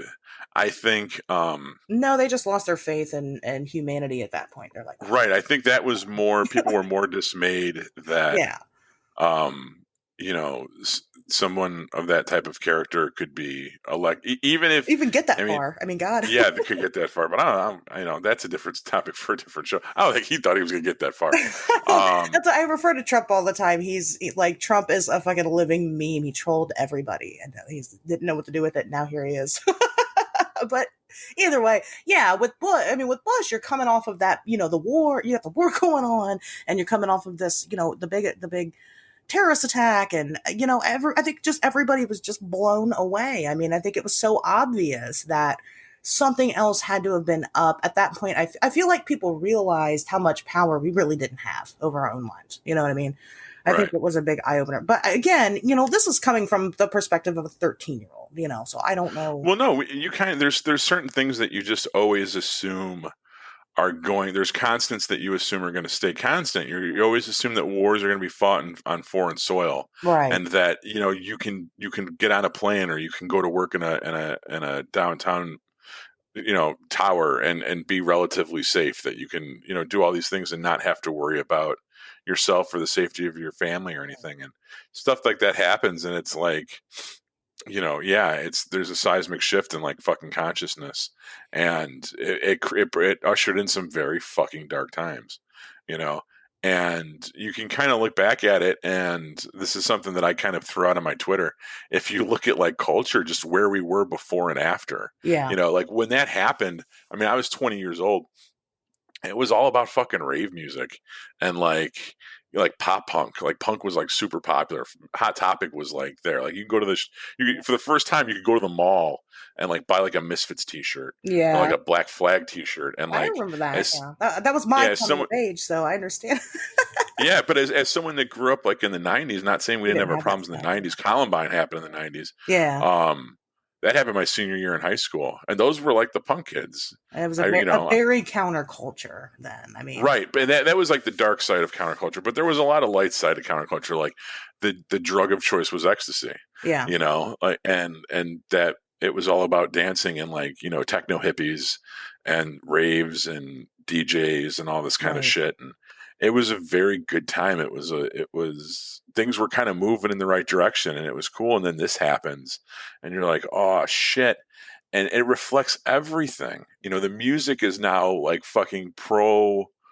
So, not that there's anything wrong with being pro military, but like, you know, the games are all first person shooters now, and the Yeah. music is all, this fucking like rap metal, like Godsmack fucking shit, and like just Wow, we everything. throw Godsmack under the bus. I don't know why I pulled them on my ass, but I did. Fuck them. Write us a letter. Tell us why you don't like it. It's official. Find us on Twitter. Godsmack. But but it's just everything got darker, and everything got that's just kind of where the culture went. Like, and I feel like right before then, it was like Fight Club. We were all about like destroying materialism and like fucking do whatever you want and Well, I think all you're this right. stuff. I think that we kind of have gotten into it because we were kind of on the right track as moving towards a more, I don't want to say peaceful existence, but I feel like I feel like we would learn a lesson and we would actually learn from it and then, grow. I don't feel like we do that now. I feel like we get stuck in the cycle of like, we'll grow for a second and then we're done with it. And then we're back to square one, probably even further back sometimes. And, that's why we're seeing like repeats of like the protests and things going on right now. And, it's ridiculous compared to like, they had the race riots in the 90s and, I mean, it did have a big impact, and here we are. Well, earlier in California, that wasn't really all over the place, though. I mean, that was in response to the Rodney King shit, Right. in like in the early '90s. I'm sorry to interrupt. Go on. No, I'm sorry. I was being interrupted. It's okay. No, it's fine. Well, I was just saying, like, it's kind of put us into this weird because I think like we went through 9/11 and we all had that sense of solidarity together. And like I said, for about a good year, everything was good. And then it wasn't again. And I think it kind of, instead of humbling us, it kind of backfired. And it was like, well, fuck, man, we made it through a terrorist attack. Fuck it. And then, like you said, everything just kind of got weirdly darker, but not in the good dark, And so I feel like I feel like we just refuse to learn now. I don't know. But, I think part of the reason that so many people are so willing to hang a conspiracy on that day is because, in retrospect, if you look at the ripples that it caused, our culture, yeah. our species, it's such a negative. Nothing good came of it, and Yeah. it's such a bomb of negativity Right. that we almost want to say that there was some kind of cabal of evil men that put the finger on the button. You know what I mean? That pushed the button. Yeah. Well, And caused it, and that all of this, because otherwise, it's some people find comfort in that stuff because even if it means that there's like a cabal of evil men, at least there's some sense of order to it all. right. It makes some type of Right. Otherwise, it's just no, like these fucking 13 crazy motherfuckers got together and made this shit happen. yeah. And our government wasn't willing, and they weren't complicit. They were just that inept to deal with it that they were able to. The things that we had in place at the time Uh-huh. exposed us to this kind of stuff. Right. And the fact that we have all these other things that came in like after the fact, like the Patriot Act, and like all the shit that Snowden uncovered with Carnivore and all this other stuff, like all of that. People say, "Oh, well, the reason the 9/11 happened is because usher in this new era of increased security that we would willingly accept because we want to prevent attacks like that from happening in the Yeah. future." But it's like maybe it's not even that malicious. Maybe that's just the way that we are. Is that we got so scared that we did willingly give up freedom, and we didn't have to be manipulated. Right. You know what I mean? We created an environment where we were shitty to people in another country, and we fucked with our foreign policy was to fuck with these people, manipulate their governments, and take what we fucking want from them. All right. Right. And we got a little bit of a taste of our own medicine. And Yeah. for those of us that spend our whole lives living in America, we have a very skewed perception of how the majority of human beings on this planet live. Yeah. Yeah. Okay. Very true. And we got a little bit of taste of what it was like to be in a fucking third world country. Yeah. For one. And it fucking, and our spoiled asses lost our shit, Yeah. you know? Well, and just like we're doing it. I mean, it's crazy that we're talking about this now and here in the year of 2020 and the coronavirus because we're seeing that repeated again. Really, we are seeing that history go through itself again, and it's like we've got this cycle Hello. of it possibly could have been the government, and the point of it was to gain some type of control over us. At the same time, even if it wasn't the government, the policies being put in place are still being used to somehow manipulate and control us. And, it's just, again, we obviously didn't learn anything. We really didn't. One thing that I wanted to mention and I wanted to point out, just because I thought it was really interesting, and I'll post some links, but while researching for the episode, one of the things that I had come across and was reading about was actually like not survivors but the surviving families of the people that died during the 9/11 attacks, how some of them don't think that they do think that they do buy into the conspiracies.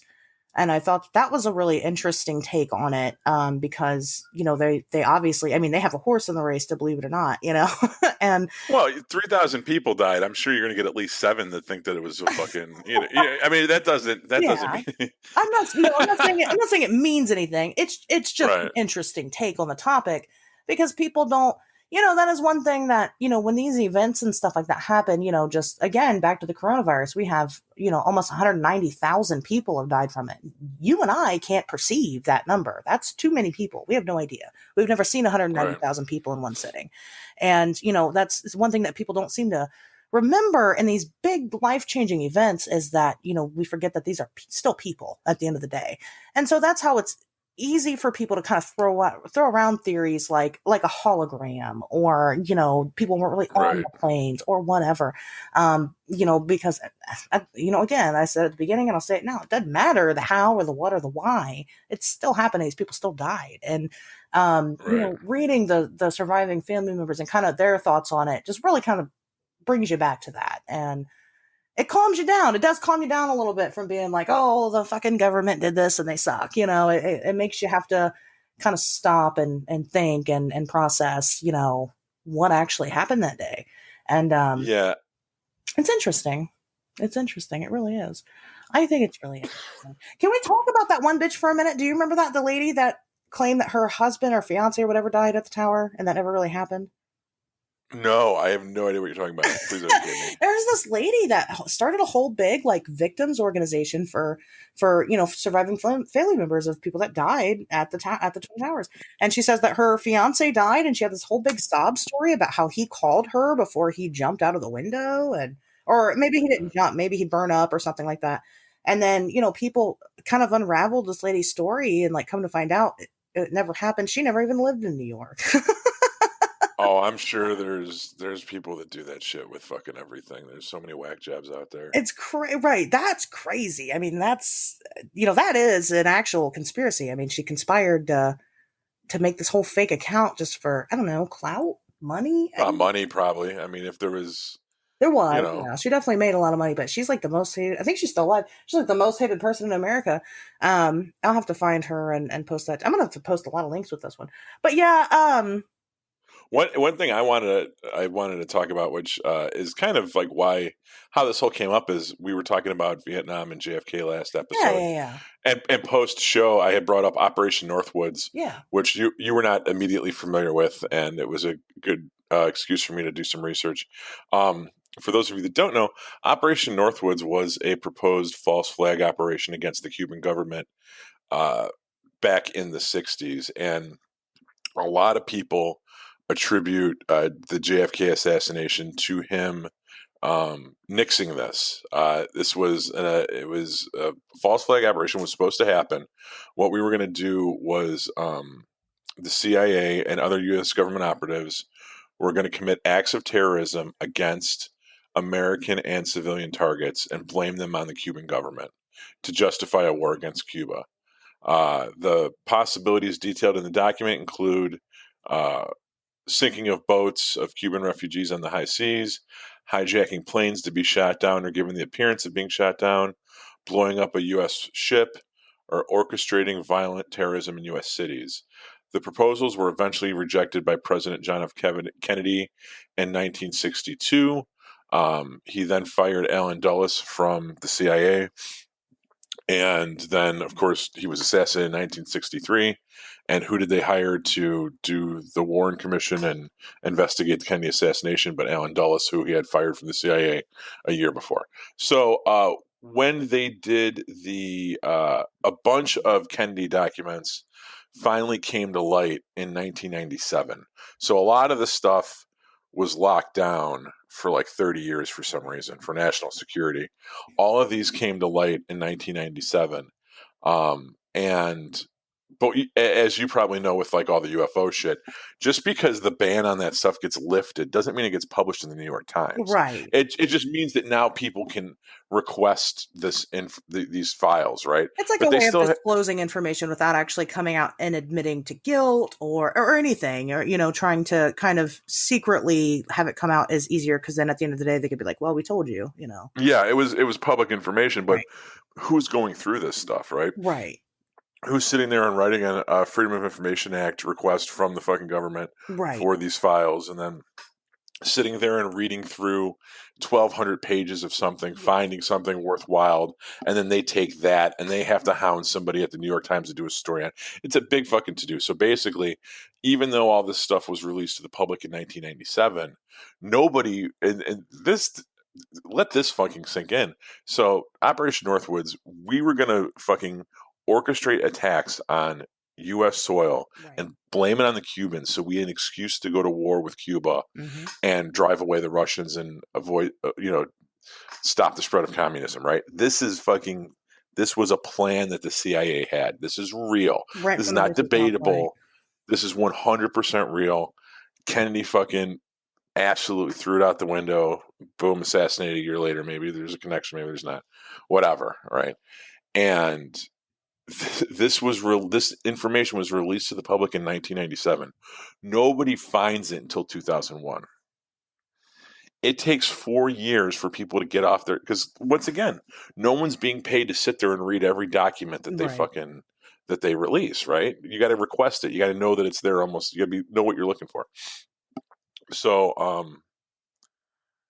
yeah. So this whole thing comes out. So that's another reason why people.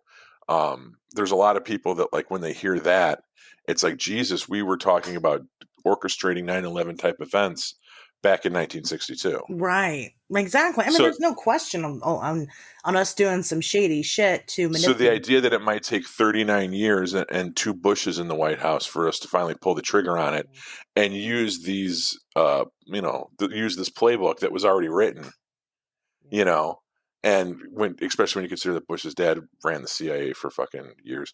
So, I mean, I get why people fucking smell a rat with this. Right. The people that some of the more woo woo ideas about holograms and, the passengers never existed in the first place. I mean, I don't know. That's some crazy shit. But look what happened. Like, what was it, like 2-3 years ago? All those Malaysian flights fucking went missing. There was like Yes. two in the course of a month. That was And that something I was was thinking about when I was doing the research for it. I was like, man, we should really talk about the Malaysian flight that went missing, because that's like, fucking nobody still knows what happened with that right. shit. No Nobody idea. fucking cares. No Nobody idea. fucking No. right? Like, I cared for a little bit, and then the second one happened, and I was like, Jesus Christ, it happened 2 in a row. And then something, who knows, another fucking another Marvel movie came out, and that's all I cared Right. about. Yeah. You You know? just move on. You just move on with life. You're just like, Yeah. unless Because I didn't know nobody on those flights. It's not like I lost my uncle on Malaysian flight, fucking whatever. Well, right. I mean, yeah, it's one of those things. You just kind of, life goes on, and you just kind of accept. I mean, there's so much mystery that we most of the time just kind of accept. I'll just never know. We don't have a lot of people that's out there, putting in the groundwork to find out. We don't have people digging up declassified records on things, and or even know that they can do that. That's a possibility. But yeah, I mean, I agree. The stuff like the hologram theory and all that. I mean, at the end of the day, it does hurt the truth, because when somebody sits down and is like, hey, 9/11 was an inside job, automatically people usually go to the first extreme, and the first extreme is like, the holograms or the fake planes or whatever, and automatically credibility's gone. It hurt. Just like I talk about that with like the Bigfoot hoaxes all the time. It hurts. It hurts the study a lot. And is it fun to think that that's a possibility? Sure, because it's just so fucking out there that that's one of those things it's so far out there that it's not a possibility in my mind. But then we do have real things, like Operation Northwoods. That, like I said, I've never heard of this. I've been looking into conspiracy theories. That's been a big thing for me for many years, and I've never heard of this. And that could really, that could really change a lot of people's minds right there. And but instead we're flooded with all this dumb shit that doesn't add anything to the narrative. It Right. really doesn't. And then I want to talk about briefly the Osama bin Laden murder, right? So, or whatever. We caught him and we killed him, and people aren't really sure if that's the case. People aren't really sure if he actually was even responsible for any of this, because he had said multiple times that he was not. And that was a big, bin Laden was a big thing. We had those, at that time, we had the viral video of the beheading going on. That was big. And, he was constantly, showing up with his videos and stuff. But, he's maintained that he has said out of his mouth that, America's just trying to put it on him. He wasn't involved in this. Then again, kind of like we talked about earlier with all the people in jail, he didn't steal those TVs. So, Right. it makes sense. But then, then we have Obama, and Obama's kind of struggling with presidency. And so, Obama does a big thing. He ends the war and he kills bin Laden. But there's no video. Whereas like Saddam Hussein, Right. we have the video of his hanging. You can watch him hang. There's not a single Right. picture of bin Laden dead. They said they took one, but we've never seen it. Well, why not? Yeah, that to me seemed like, obviously, what are you going to show me the fucking body? Oh, right. You know what I mean? Like that seems like a no-brainer. That seems like something that people would want to see. And what kind of is the most telling to me when something like that happens is that, yeah, people like me and you are like, well, where's the video? Yeah. And then we look around us and no one else is really asking where the video is. So we just kind of shrug and go about our business. Like, am I the only person who wants to see the video? Apparently so. All right, cool. Right. Like, if you guys aren't worried about it, you know what? I guess I'm not worried about it either. I guess I understand that big thing's going around with that guy's suicide video. Not everybody wants to see all that, but like I want the receipts. I want the proof. Well, yeah. For me, it's not about having like a death fetish. I mean, it's not like like I'm all about faces of death in E-Bomb's world, and I want to see this shit. For me, it's like this is a pivotal figure in fucking American history. Yeah. And we just got a text message that he's dead. Like, oh, okay. And there's no proof. We don't get to see it. We don't get to hear anything more about it. It's all very secret because it's a top secret operation. Okay, but like literally your word is the only word that we have. Right. And can we get like did other sources confirm? Did like Al Jazeera, like news network, did they go on and like, were they like, nope, he's still alive? Now granted, there's no more bin Laden videos coming out, so maybe that's a little bit telling. Yeah. If he wasn't really killed and he was just, but then maybe they went to him with a deal and said, hey, look, we're going to kill you. We're going to kill you off. The writers are going to kill you off. You just need to fucking lay low and stay dead, and we'll give you a dialysis machine and it's not like a fucking we Xbox. haven't given clemency to war criminals before. We fucking hired Japanese as head scientists for their fucking human experimentation unit for World War II. We were like, hey, you come work for us. We won't talk about this ever again. We'll actually help you cover it up.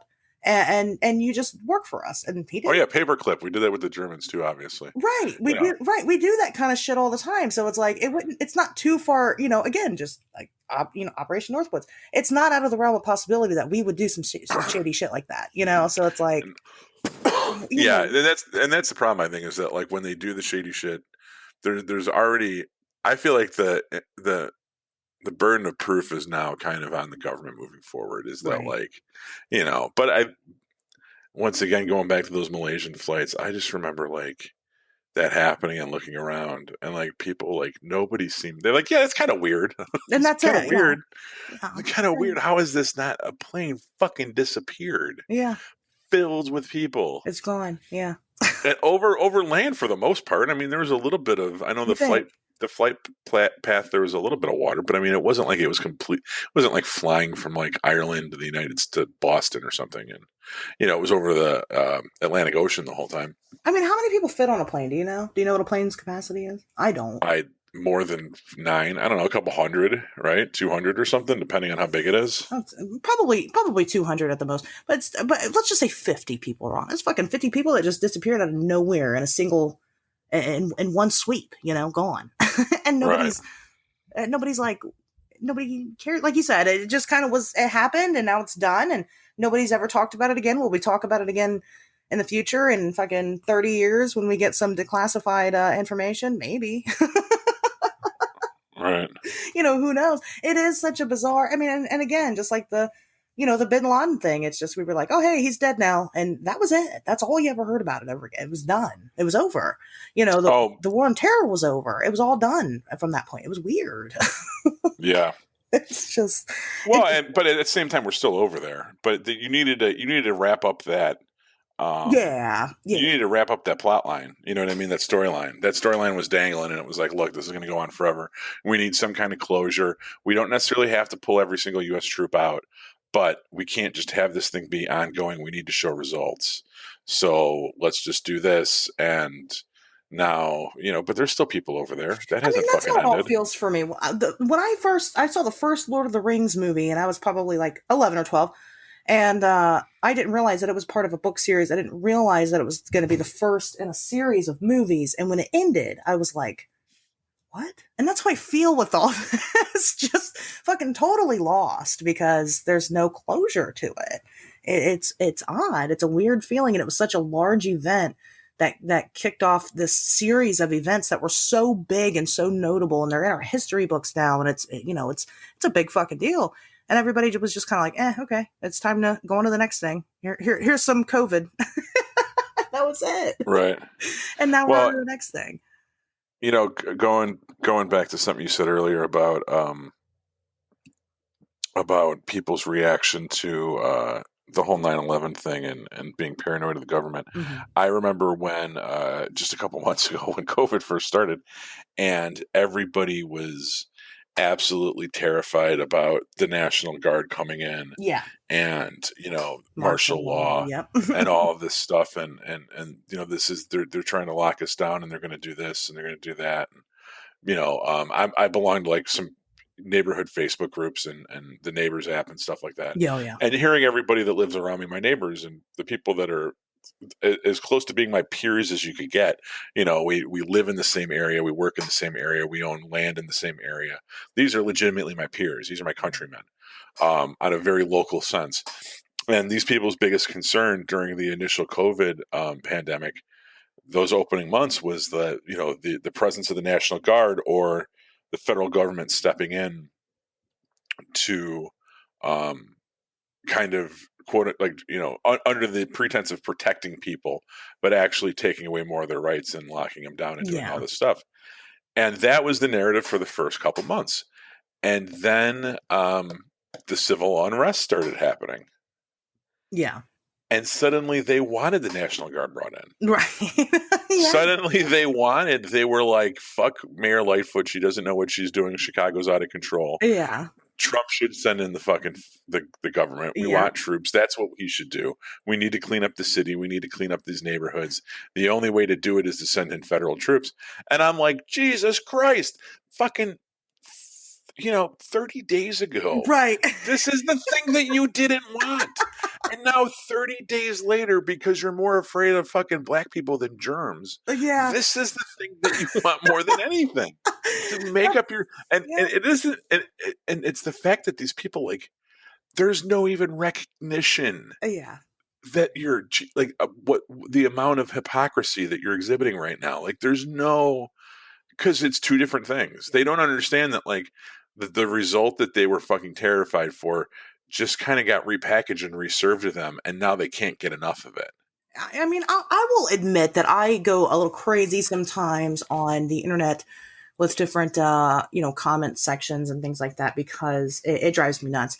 Because that's one thing that I've preached. It's actually the thing that we talked about in our first episode together was, whatever your theories are, they all have to work together. Otherwise, they don't Right. work. None of them work. And so, you're wrong then. And none of these fucking theories work together. And it's like, and I'm trying to constantly point this out to people. And it's like, and then I've got people in my close life that are like, mad at me because like I'm the big weirdo. So surely I'll believe in their bullshit that they're feeding me, and I don't. I'm like, no, you're way off. But then again, my mom's a microbiologist, so I'm not gonna. I'm just not, I can't buy into that shit.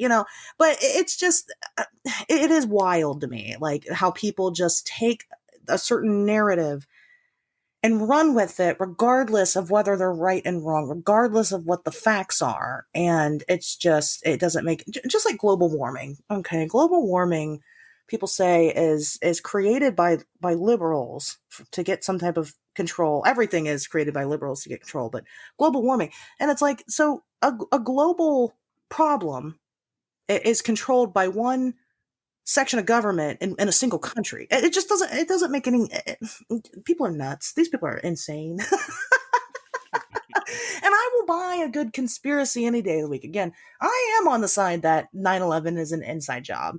I mean, there you go. I think that we did it somehow. We had enough motive to do it.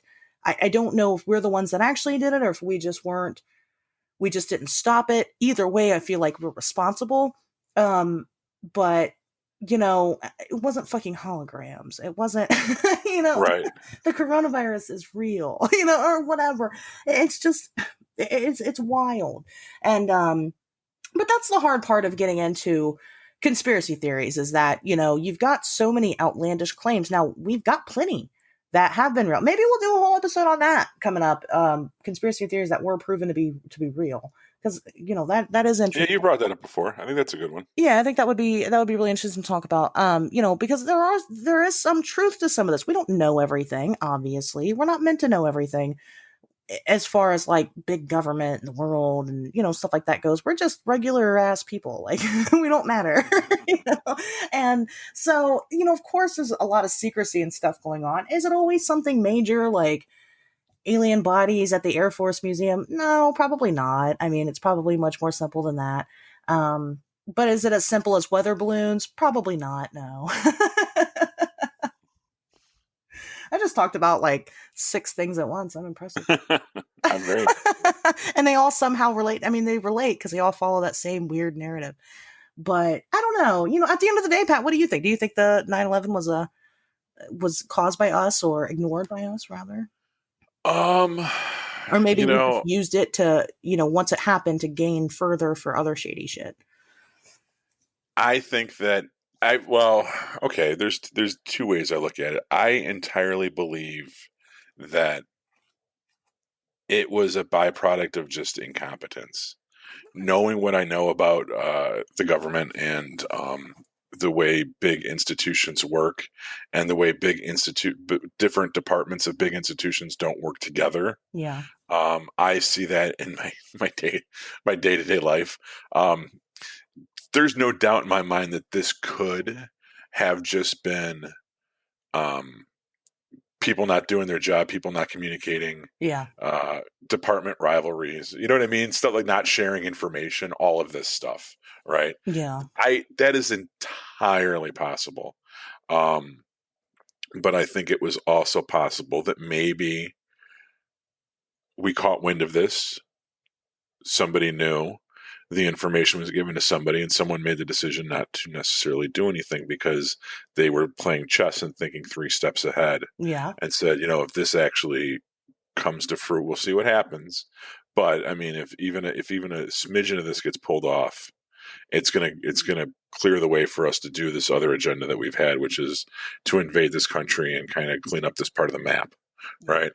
Um, I don't think that it was cruise missiles or holograms or anything like that. Yeah. I don't think it was controlled demolition. Could be wrong. I mean, here's the thing: is that anything's possible, and I'm a creative dude. Yeah. So the fact that I don't know anyone that was on those planes. So I don't, maybe does that mean that nobody knows anyone that was on those planes? That seems like kind of a naive way to look at it.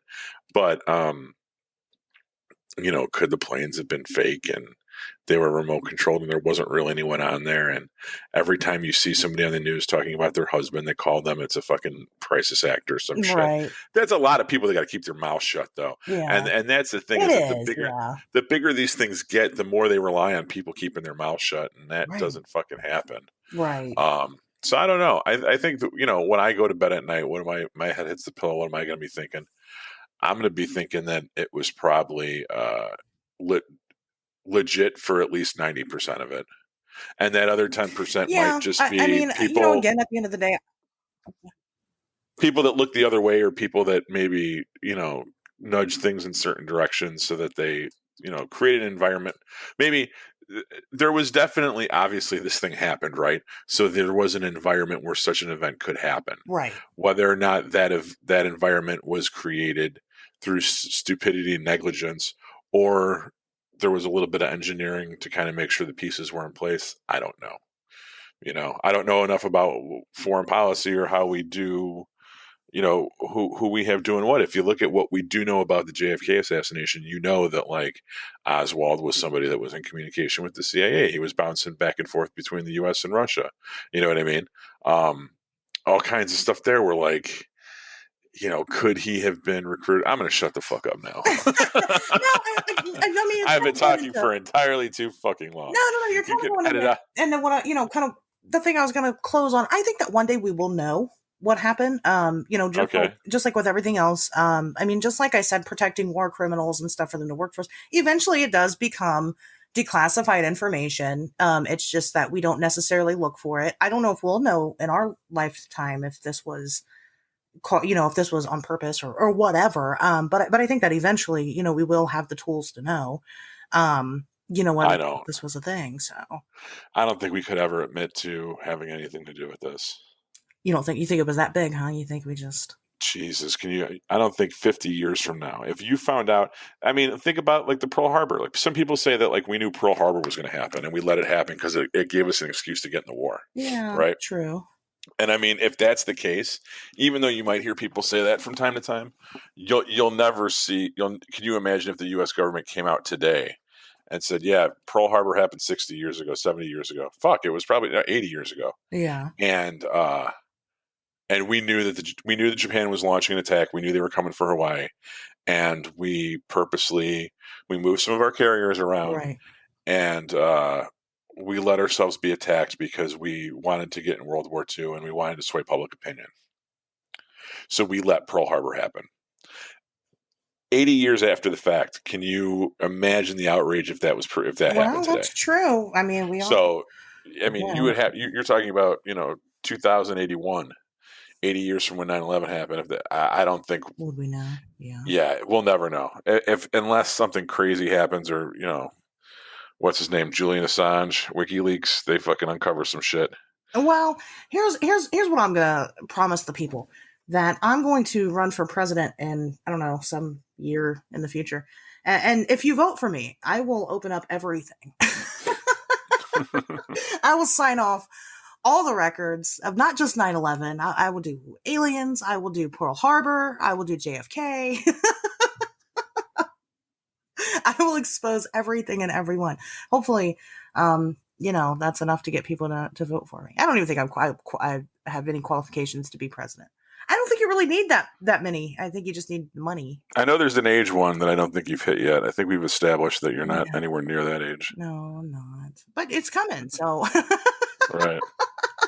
Vote Asher's 2050. I don't know what it'll be, but it's probably not even an election year. I don't know, but yeah, I will. I will open up everything, and because fuck, man, I want to know. I'm not gonna be like one of those presidents that's like, I will declassify aliens and UFOs and then not do it. Like I'm actually gonna do it and stuff. One guy, who was it Mark Rubio? There was one Republican candidate from New Mexico who it wasn't his platform, but he had said That was his thing. that that was something, disclosure was something that he would push for if he ever made it into the White House.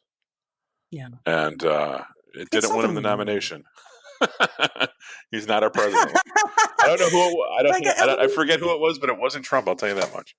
So Clinton tried to go to Area 51 and he wasn't allowed. As I, president, he wasn't allowed. I never heard that. Yeah, it's that is, and that's not just like some bullshit. Where like that's 100% true. He was not allowed inside of Area 51. Yeah, I mean, so it makes you question things. Now, I think that we need disclosure. I think that would make us trust the government more and be able to effectively have a better country overall, a better world government overall. If we weren't fucking lied to constantly, Right. it would make sense. So I don't know, but I think that's basically it. Was there anything else you wanted to cover pertaining to 9/11 or? Nah, I'm good. This is a 2 hour episode, man. We're good. I think we Yeah, said all there is to say. I think you're right about that. I think so. I think so. Well, yeah, I think so too. Well, I'll post a bunch of links for people. Like I said, I definitely, I like my receipts, so I'd love to give everybody else their receipts. But yeah, other than that, we will be back next Wednesday.